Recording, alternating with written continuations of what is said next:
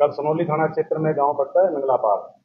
उसमें हमें सूचना मिली थी कि एक 54 वर्षीय महिला सुरदेई का किसी ने कत्ल कर दिया है और लूटपाट की वारदात को अंजाम देने की नीयत से ये मर्डर किया गया। सूचना मिलते ही पुलिस ने मौके पर पहुंचकर जैसे स्थिति का जायजा लिया तो जो सूचना हमें मिली थी उसके विपरीत हमें एहसास हुआ कि ये घटना कुछ हो रही है।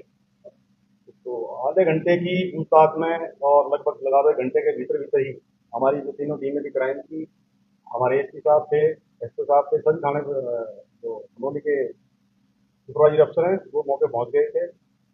तो 1 घंटे के अंदर अंदर इस वारदात को हमने सुलझा लिया। जिसने सूचना दी थी उसकी सूचना पर भी हमें शक हुआ था। उसको गहनता से पूछने पर ही उसने बता दिया था कि इसने मर्डर किया है। इसमें कोई खास रंजिश नहीं थी। गांव में पारिवारिक कलह जो होती है आपस में देवरानी जिठानी की, वो कहा सुनी पर कुछ दिन पहले मनमुटाव हो गया था। तो परिवार के बाकी सदस्यों ने उसके रंजिश पालते हुए उसका कत्ल कर दिया था। उसमें हमने गिरफ्तार कर लिया है। एक तो महिला को गिरफ्तार किया है जो उसकी मृतका की देवरानी लगती है, और एक और महिला के परिवार से ही हम गिरफ्तार किया है। बाकी जो इसमें वारदात में प्रयोग किया गया चाकू और जो महिला के कान से थी उनको भी हमने बरामद कर लिया है। आज उनको कोर्ट में पेश किया जाएगा और जो भी जरूरत और इसमें केस में रिकवरी थी वो हमने सब कर दी। वही गाँव की जो छोटी छोटी पैटी जो जेलसी होती है आपस में, जो परिवारों की सगे परिवार हैं, महिलाओं की आपस में जो नुकता चिन्नी, मैं मेरे घर में क्यों झांक रही है, मेरे घर में कोई झगड़ा हो रहा है तो उस झगड़े में आप क्या सुन रहे हो, इस तरह की छोटे बच्चों उसका बड़ा गलत असर पड़ता है। तो कितने चाकू मारे उसको कहा? जो इंजरीज है एग्जैक्टली वो तो हमारे उसमें रिपोर्ट में आई हुई है, बस लगभग कमर में और फ्रंट में दोनों हिस्सों में बॉडी के उन्होंने स्क्वायर इंजरी की। सर देवरानी के अलावा एक और आपने बताया, वो कौन है सर जो लग वो नाबालिग है तो उसका विवरण हम नहीं दे सकते, बट रिश्ते में उसका कुछ? पता है ना, देवरानी और जेठानी का ही झगड़ा था तो परिवार से हैं दोनों। सर ये जो आजकल मेरे को लगता है मानसिक कुछ, जैसे मैं ये जैन जी वाली बात नहीं करूंगा, लेकिन युवाओं में गुस्सा बढ़ रहा है, एक मनोविज्ञान कुछ, क्या लगता है आपको ये क्यों हो रहा है, गुस्सा बढ़ रहा है लोगों में? अलग से बात कर लेंगे, लेकिन अभी इस केस से रिलेटेड बात कर लेते हैं, और कोई अगर आपका कोई क्वेरी है इससे रिलेटेड हम कर लेंगे। बाकी नाबालिग में सर कुमार जो है मान सरकारों ने कोई है तो उनको प्रोवाइड करवाया है। वो चाकू तो वहीं से उन्होंने उठाया था, जो मृतका उसके घर से ही चाकू उठाया था, और उसकी माँ के कहने पर उसने वो जो है मर्डर किया। तो जो लूट की उद्देश्य से गाड़ी बढ़ाई गई थी, सोने की वाली भी गाड़ी, तो वो सारे बरामद हुए?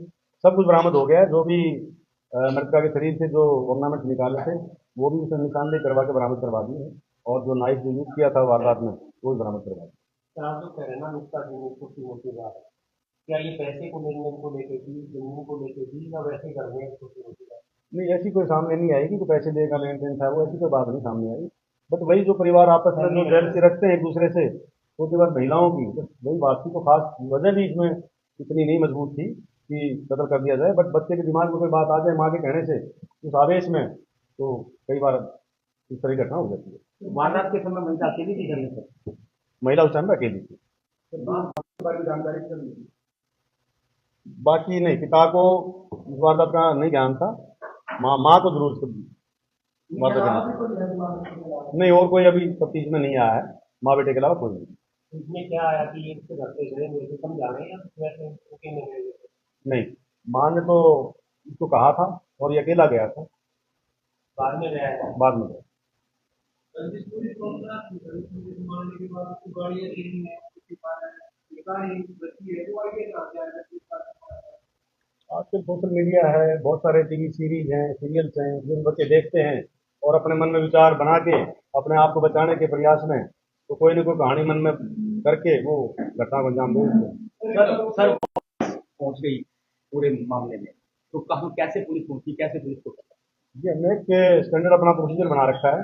जैसे ही कोई जघन्य अपराध की सूचना मिलती है तो हमारी सारी क्राइम की उसका हल्का अफसर एसएचओ तुरंत मौके के लिए रवाना होते हैं और कम से कम समय में वहां पर पहुंचकर अपना कार्य वहां पर शुरू कर देते हैं। सर शहर में जो काफी समय से अपराध में संख्या जो ग्राफ लगातार कम होती है, ये सब पुलिस की मेहनत है, और लोगों का सहयोग है और आगे भी हम उम्मीद करते हैं कि लोग अपना सहयोग ऐसे दें, हमें हमसे तालमेल करके हमें इंफॉर्मेशन दें। हम कोशिश करेंगे कि हर किसी को सुझाव दें। पटाखों को लेकर क्या इंस्ट्रक्शन जारी करना चाहेंगे? पटाखों के बारे में मैंने पहले सूचना इंस्ट्रक्शन दे दी है।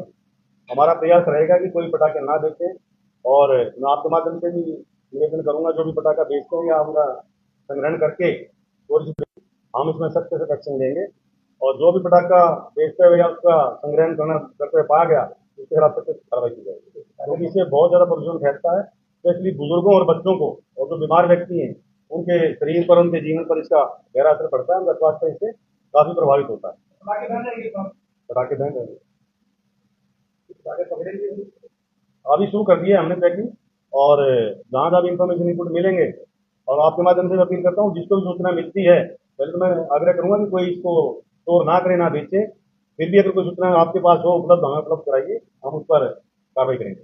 सर अब मिलना हो रहा है, ऐसे ही सीजन चल रहा है, पुलिस गाड़ियों पर ट्रैफिक पुलिस वाली अच्छी बात है, चीजें स्ट्रीमलाइन होनी ना तो पालिका बता पार्किंग में कोई ठेकेदार मेरे पर 20-25 मिनट गाड़ी निकालता है, कोई जगह नहीं, एक गेट तो बंद किया हुआ है इस साइड का चौक की तरफ, वो गाड़ी निकलती है में ठेकेदार में होने से वो अव्यवस्था है, ना गाड़ी खड़ी करती है ना मोड़ने की जगह, वो रास्ते अच्छा है मामला, क्योंकि फेस्टिव सीजन है।